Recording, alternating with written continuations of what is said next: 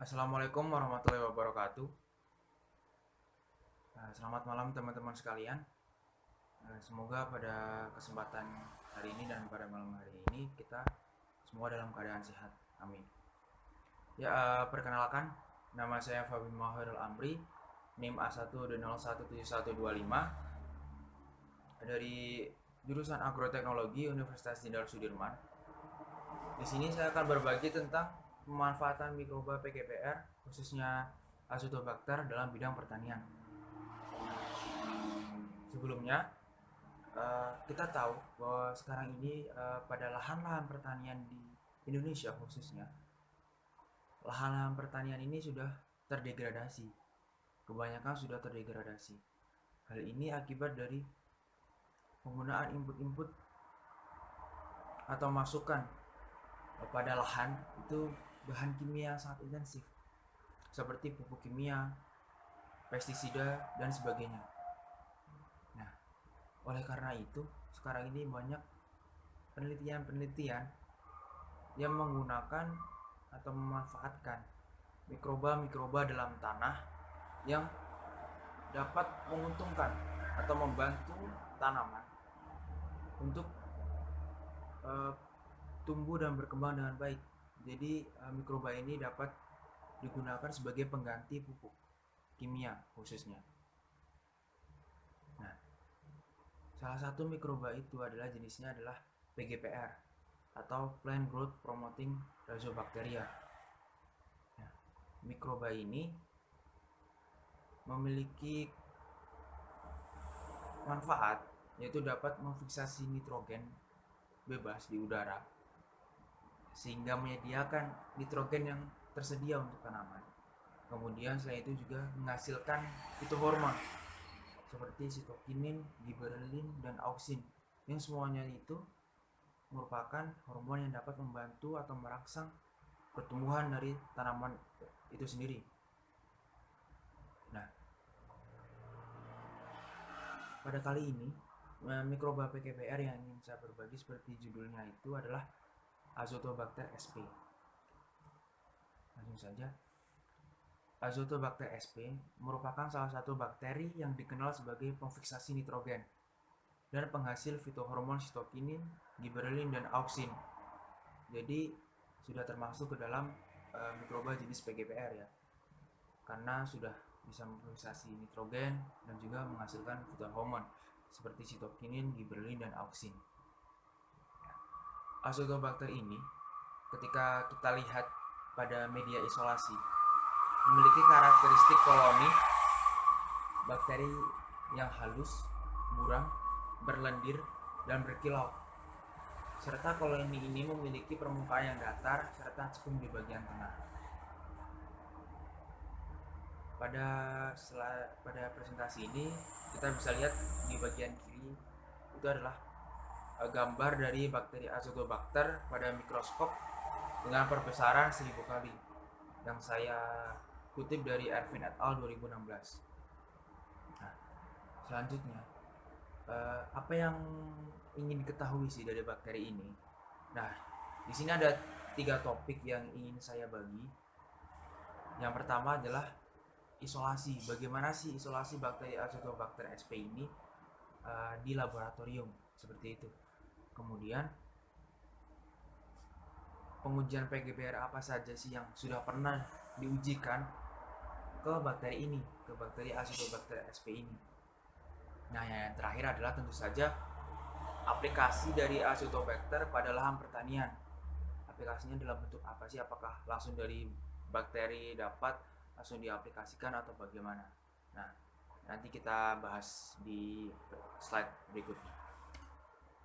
Nah, yang pertama tentang metode isolasi Azotobacter sp.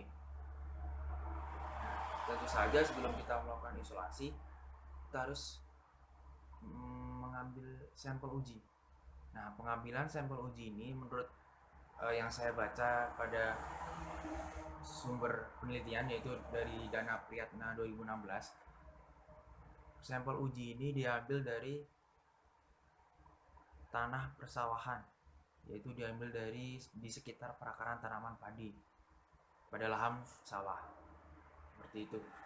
Kemudian sampel ini dibawa ke laboratorium. Kemudian di laboratorium, sebelum melakukan isolasi, kita membuat media. Media ini sebagai tempat hidup atau lingkungan dari bakteri itu sendiri. Untuk Azotobacter kita menggunakan media ASBI, yaitu media selektifnya, sehingga pada media ini nantinya hanya akan tumbuh bakteri Azotobacter saja, seperti itu. Selanjutnya adalah untuk ketika medianya sudah siap, sudah kita buat dan siap digunakan, selanjutnya adalah kita preparasi sampel atau menyiapkan sampel sehingga dapat kita isolasikan ke dalam media. Tahap preparasi sampel ini menggunakan teknik pengenceran, yaitu menggunakan menurut Astuti 2007 dengan menggunakan 10 gram sampel tanah yang telah kita ambil dari lahan ke dalam 90 ml larutan garam fisiologis, kemudian disterilkan seperti itu, yang telah steril, garam fisiologis yang telah steril. Selanjutnya dihomogenkan dengan dikocok atau di shaker. Nah, setelah dirasa tanah dan larutan garam fisiologis tersebut telah homogen, kemudian kita ambil 1 ml menggunakan mikropipet ke dalam tabung yang berisi 9 ml garam fisiologis. Nah, itu yang tabung dengan isi 9 ml dan 1 ml garam 1 ml bakteri tersebut merupakan pengenceran tingkat pertama. Kemudian dari pengenceran tingkat pertama tersebut dikocok atau dihomogenkan bisa menggunakan vortex. Kemudian setelah homogen diambil 1 ml kembali menggunakan mikropipet ke dalam tabung berikutnya yang telah berisi 9 ml larutan garam fisiologis. Nah, dan itu merupakan tingkat pengenceran kedua. Lakukan hal tersebut hingga tingkat pengenceran ke-7, seperti itu. Kemudian setelah selesai melakukan pengenceran hingga tingkat ke-7, kemudian diambil 0,1 ml menggunakan mikropipet suspensi dari tiap-tiap tabung seri pengenceran tersebut dari tingkat pengenceran pertama hingga ke-7 ke dalam media isolasi, yaitu media ASBI yang telah siap tadi. Kemudian diambil 0,1 dari tabung menggunakan mikropipet dan diisolasikan ke media. Kemudian di media tersebut suspensinya diratakan sehingga rata di dalam media tersebut. Setelah selesai melakukan isolasi, maksudnya inokulasi ke dalam media tersebut disimpan dalam ruangan dengan suhu 30 derajat. Seperti itu. Nah, kemudian tahap selanjutnya adalah pemurnian koloni bakteri. Oh iya, untuk bakteri ini koloninya akan muncul setelah diinkubasi selama 1 hari atau kurang lebih 24 jam. Itu koloni bakterinya akan muncul walaupun belum terlihat terlalu jelas, seperti itu. Nah, untuk pemurnian koloni bakteri menurut Rau 1981 dalam Widya Stuti 2010, pemurnian koloni bakteri ini menggunakan koloni bakteri pada media yang telah diinkubasi selama 4-7 hari hingga muncul pelikel pada permukaan media, seperti itu. Kemudian teknik pemurnian koloni bakteri ini menggunakan teknik strik atau gores.